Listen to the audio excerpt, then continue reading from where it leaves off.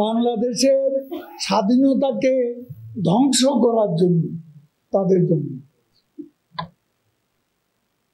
রক্ষা করার না, ধ্বংস করা।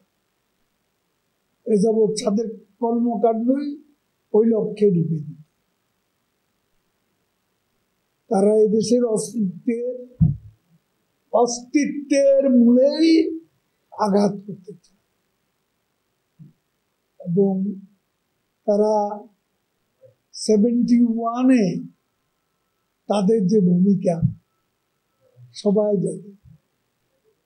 হঠাৎ করে বাঁশিতে ফু দিল, স্বাধীনতাটা কি পর্বতের মুশিক প্রসবের মতো কোনো ঘটনা? কেউ এসে বাঁশিতে ফু দিল, অমনি তিনি স্বাধীনতা ঘোষণা হয়ে গেলেন।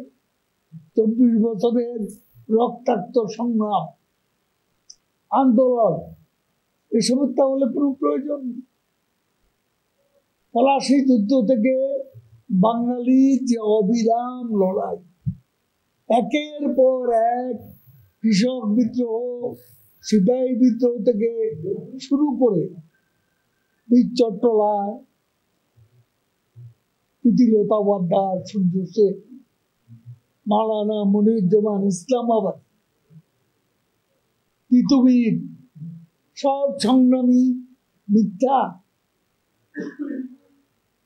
বিএনপি এসব স্বীকার করে। তারা মনে করে 9 মাসে সংগ্রাম, যুদ্ধ, সেই যুদ্ধটাই স্বাধীনতা। এবং যদিও এই যুদ্ধে তাদের প্রত্যক্ষ কোনো ভূমিকা ছিল না, বিএনপি দল তখন ছিল না, কিন্তু সেক্টর কমান্ডার জিয়াউর রহমান তিনি কোন সেক্টরে বাস্তবে যুদ্ধ করেছেন সেটা আমাদের জানা।